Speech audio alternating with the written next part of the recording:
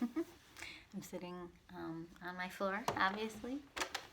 My boyfriend is about to leave to go help his mother in Indiana.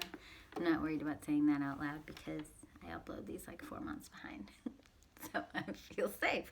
But anyway, this is my last song before he leaves. Okay, well.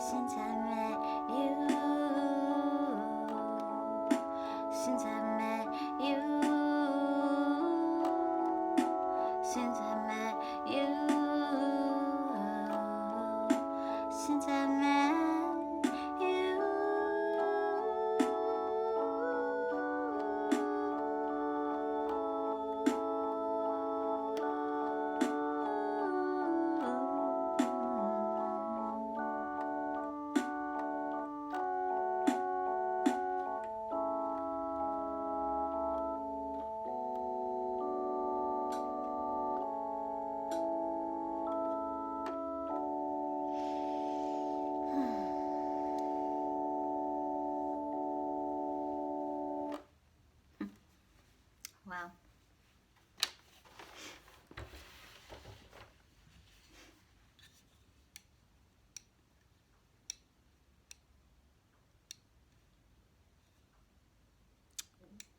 I think most of,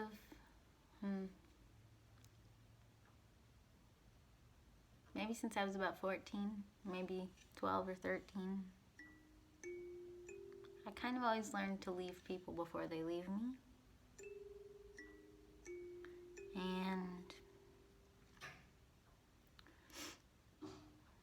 or just to keep my heart really guarded and not really get invested in people. Most people have let me down.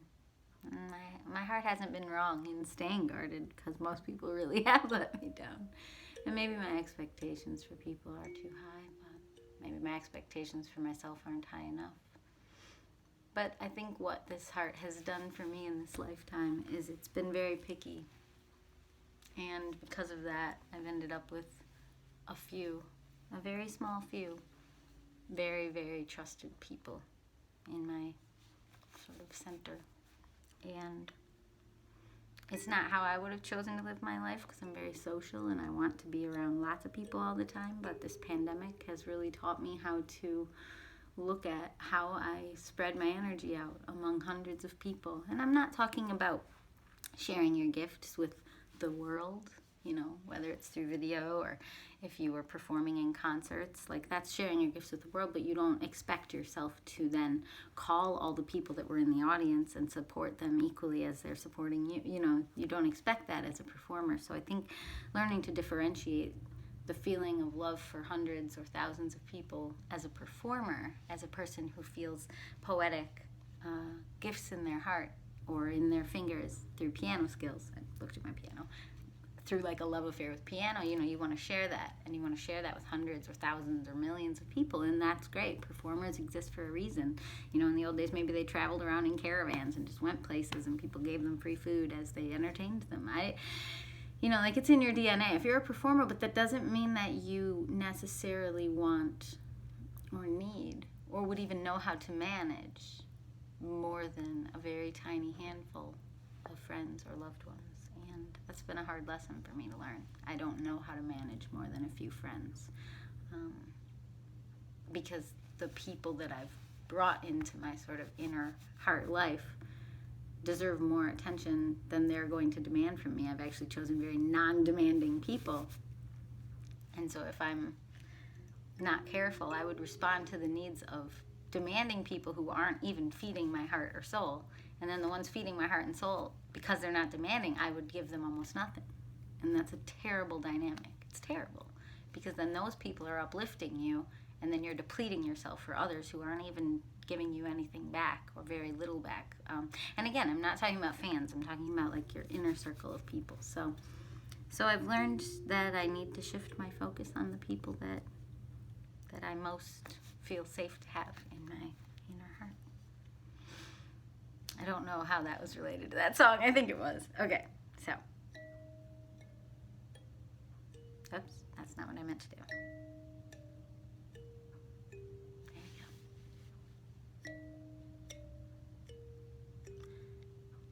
This light in me, in you, you'll see it's truly you, and not you at all. At the same time, you can find a rhyme in your heart. It will feel so small at the start. The start of something new.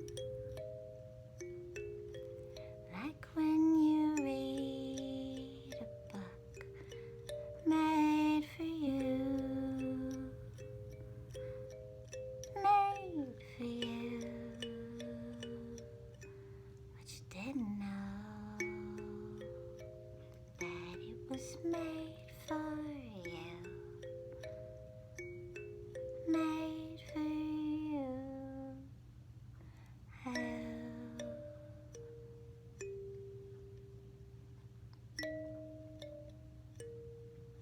To calm you down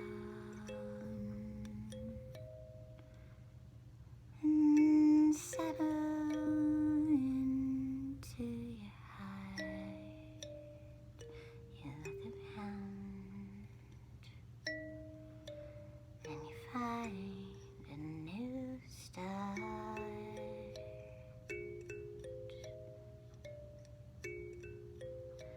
Just find a new start.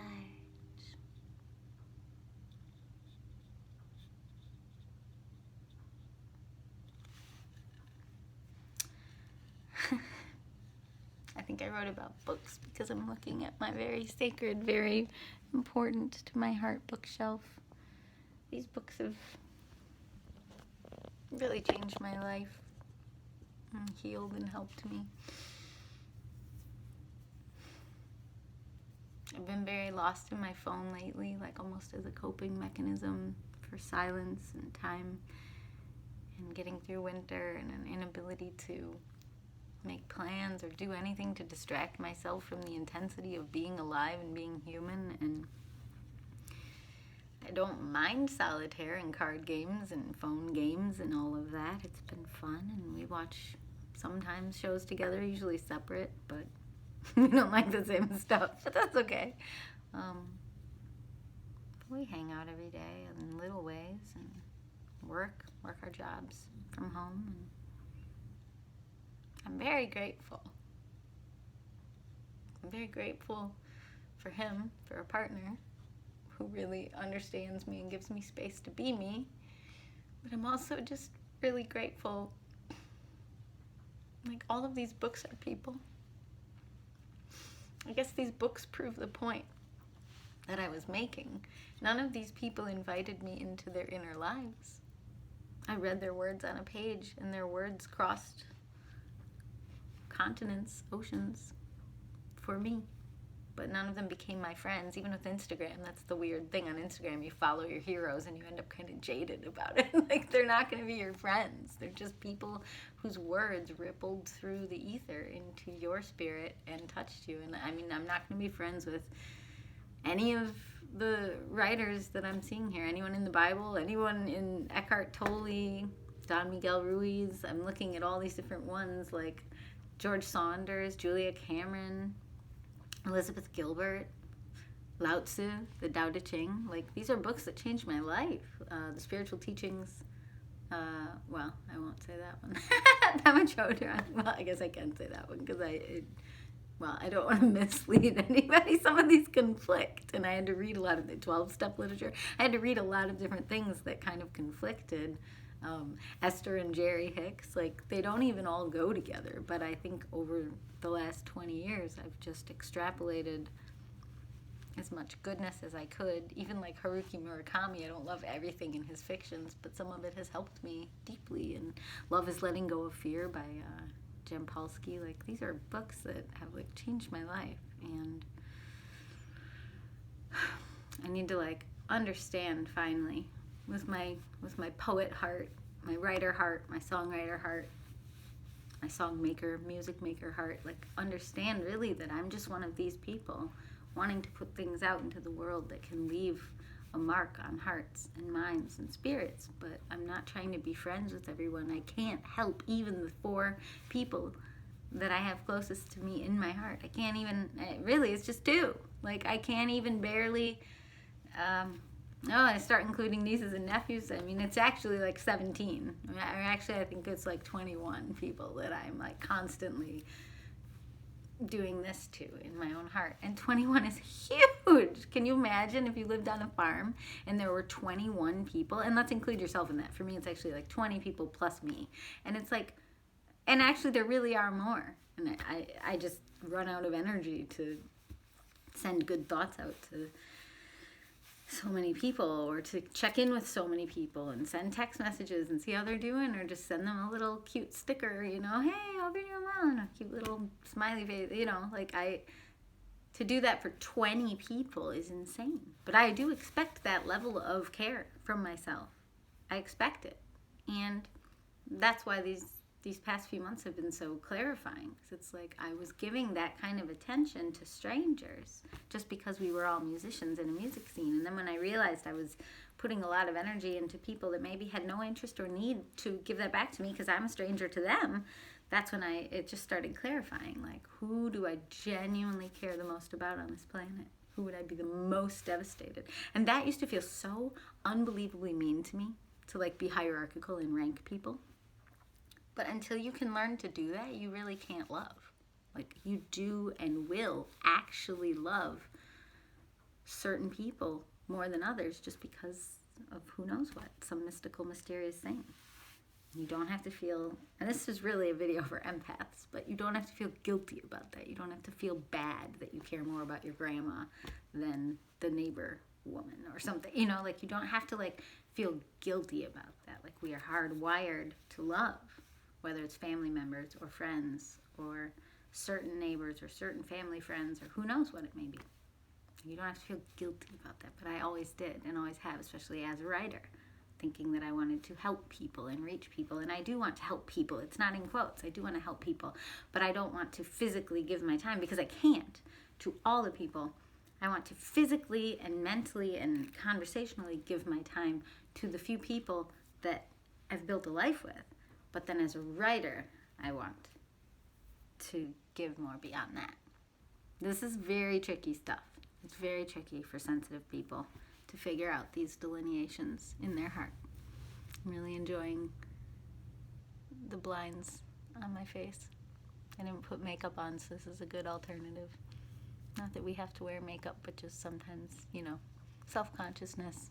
I push start because I'm in the mood to write a song, and then I'm like, oh, that's what I look like right now. Anyway, I'm physically letting go of the anxiety of living alone for a little while. I love being alone. I love writing. I love dreaming. I love nature drives. I'm going to do all of that while he's helping his mother. And it's going to be sacred, and hopefully I'll get a lot done. But if I don't, if instead it's just an open space of creativity, then that'd probably be even better than getting work done. So we'll see. We'll see what it ends up being. I'm going to try to go into it with a feeling of adventure and a positive spirit, because I had been having a lot of anxiety about living alone. And I used to live alone. And people are like, oh, well, then you should be fine with it. And it's like, no, because I've never been fine with living alone. Like, I always wanted my own space, but also to be around people. And that's, to have a lot of space and a lot of freedom from inside of a family or inside of a relationship. That's my ideal. And so it'll be an interesting experiment to see how it feels to really just live alone.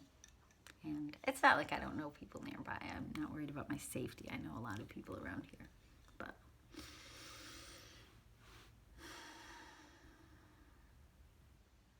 anyway, and he's only going to be 5 hours away driving. All right.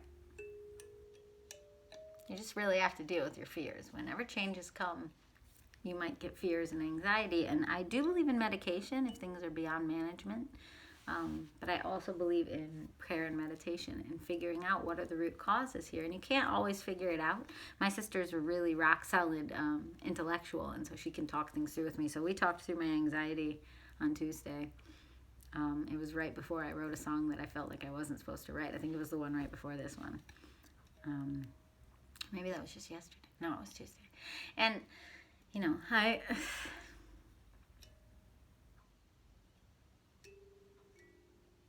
she definitely helped me figure it out. It was a spiritual thing. She talked me down from some ledges of control. We're not really in control. You can't control the possibility that, yes, I could get hurt. Yes, I could get lost and no one would know, or I could get run out of gas, or who knows what. But we live in a world with so many people, and there are helpful people. You don't need to feel guilty if you end up stuck somewhere and then feel like you didn't reciprocate perfectly in the world to deserve that kind of I've been rambling a lot on Instagram and places about how we are all helpful in different ways. I sewed a 14-hour stuffed animal for my nephew to be and didn't go help the neighbor with her shoveling. And it's well, who's to say, I have injuries, who's to say she even wanted my help, number one. Number two, I'm not very strong. I'm very weak in terms of shoveling, and it's and then I might have not been able to play piano for a month if I had gone and helped, because I might have re-injured myself. And then am I helpful, or was I just feeling guilty? That's not one of my strengths. So you don't go out, you don't lead with your non-strengths. And then now my strength of maybe helping or soothing people with music, then that's ruined because I guiltily did one of my non-strengths. It's just back to that heart issue. It's a lot of people have what you could almost, I really feel like I understand the concept bleeding heart now. I think I have a bleeding heart. I think what happened is, and hemorrhaging might help me understand it better. If you look around the world and all you ever see is what you're not doing well enough, and you're not helping enough, and you're not doing enough for people, and you're not caring enough, what you might be feeling is, here's all these other ways that other people are helpful, and they're filling their roles, And I don't need to try to imitate them and help in the same ways they're helping, but I can be helpful in my way. And I don't have to be everything to all people. I don't have to be more loving than other people. I don't have to rise above my own humanity. And that's the pain. That's the bleeding heart feeling of like, oh crap, I'm just human too. I'm just messing up too. I'm just falling far short too. And then how can we feel like good people? Well, maybe we can't. Maybe that's where wisdom needs to kick in. I don't know that any of us get to feel like good people. Some of us are genuinely trying harder than others to care for the people around us and care about the lives of the people around us through actions or words or soothing versus, exploding some negativity in a space. But then even the people who are caring really hard might be putting other kinds of negativity in a space. Like, it really is... I think it's a heart problem when we want to be above our own humanity. Like, it's not possible. So, anyway, there's 2 songs for you. I could try to play a third because he's not back from the haircut place yet, but that's pretty out of tune.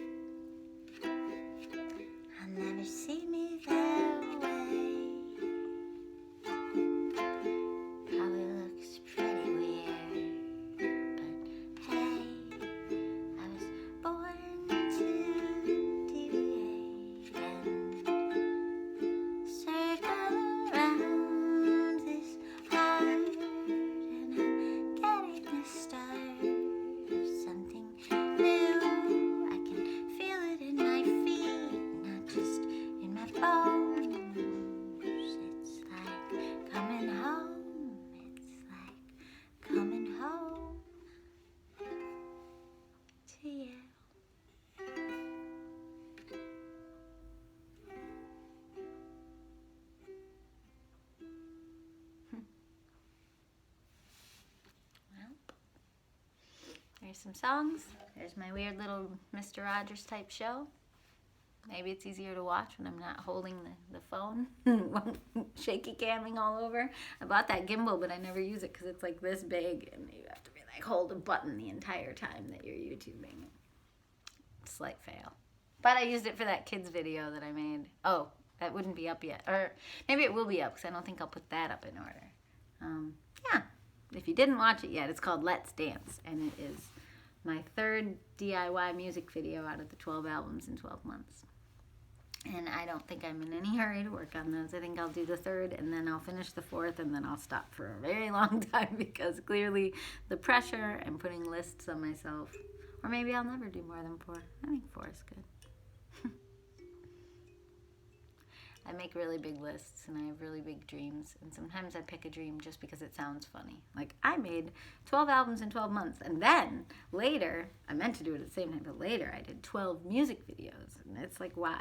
Because you like the number 12? You're going to do 8 more giant projects that aren't even commercial in any way, Jessica, just because you think it sounds cute to be able to say that? Like, that's completely insane. Like, Enjoy your life. Live your life, girl. Trying to learn to just do what comes into my flow each day, which, here's my work. This is my job. This is how I get paid. Now what creative things do I feel like doing? But I'm really not good at that. I have this habit, this old habit of setting up humongous projects to distract myself probably from myself. But it's not working anymore, and so that's why I need to change strategies, because they don't distract me anymore. They just give me anxiety, all these projects. Okay, I love these stripes on my face. Also, I think Brian just got home. All right.